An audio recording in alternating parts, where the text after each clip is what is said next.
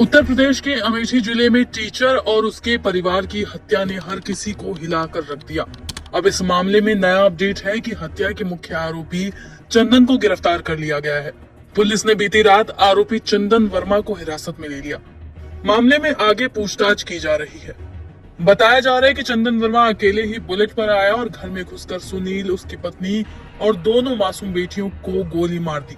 Report के मुताबिक जिस पिस्तौल से चंदन ने सभी की गोली मारकर हत्या की वो अवैध थी।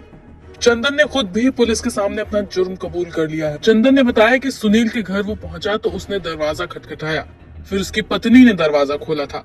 इसके बाद चंदन ने 32 बोर के अवैध पिस्तौल से फायरिंग शुरू कर दी,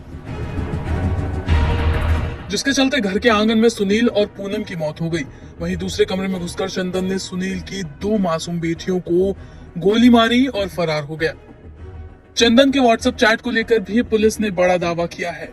चंदन की चैट में लिखा था कि 5 लोग मरेंगे। आशंका जताई जा रही है कि चारों को मारकर आत्महत्या करने का चंदन का इरादा था। सुनील के पिता और सास ने लगाया था छेड़छाड़ का आरोप। मृतक सुनील के पिता ने चंदन के खिलाफ नामजद FIR दर्ज कराई है। सुनील की सास ने भी चंदन पर ही हत्या का आरोप लगाया था। उन्होंने कहा कि चंदन उनकी बेटी की हत्या करने की धमकी देता था, क्योंकि उनकी बेटी ने चंदन के खिलाफ छेड़छाड़ का मामला दर्ज कराया था और चंदन गांव के लोगों से उनकी बेटी की हत्या करने की धमकी देता था। चंदन छेड़छाड़ के मामले को रफा दफा करने का दबाव बना रहा था।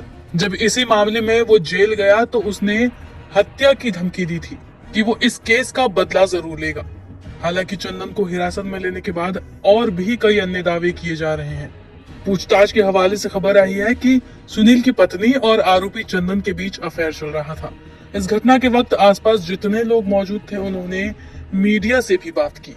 हम यहीं चौराहे पर ही थे। हमारा खेत है तो यहाँ आवारा पशु बहुत परेशान करते तो हम उन्हीं को देखा करते हैं।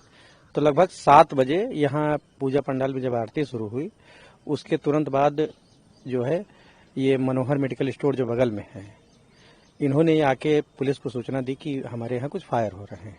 तो हम लोग भी वहाँ भागे, पुलिस भी वहाँ गए। तो हम लोगों ने वहाँ जाके देखा तो सब कुछ हो चुका था। अच्छा, हाँ।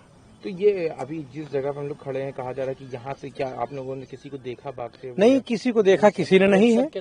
मतलब ये बताया जा रहा है कि पीछे से ये लोग निकल सकते हैं, क्योंकि इस हत्या को अंजाम देने के बाद वो लोग आगे से नहीं गए। क्योंकि क्या लगा जब आप लोग मौके पर, कुछ पता चला? 1 लोग थे, 2 लोग थे, क्या था? कुछ भी नहीं, सिर्फ जो है सब लोग लाशें पड़ी थी। केवल वो जो औरत थी वो जिंदा थी। अच्छा, थोड़ी देर बाद वो भी खत्म हो गई। इसका मतलब कि उस सबसे बाद में गोली उस औरत को मारी गई। क्या लगता कि आरती चल रही थी, इस वजह से भी शायद गोली की आवाज इतनी तेज नहीं सुनाई पड़ी? क्या रहा? नहीं, बगल वाले ने सुना, मनोहर ने उसको सुना, लेकिन जब तक कुछ समझते तब तक सब कुछ हो गया था। क्या 2 बच्चों को भी गोली मार दी थी? हाँ, बच्चों को भी गोली मार दी गई थी। दोनों बच्चे पड़े हुए थे और मास्टर साहब नहीं, ऊपर से नीचे मारी गई थी। क्या टीचर थे? जी, टीचर शिक्षक थे, सुनील कुमार गौतम। तो अभी जुलाई में ही, ये पहले रहते थे रायबरेली में। अच्छा। तो अभी जो है कुछ दिन तो वहां से अप डाउन किए और उसके बाद जुलाई में यहाँ मुन्ना अवस्थी के यहाँ कमरा ले लिए थे।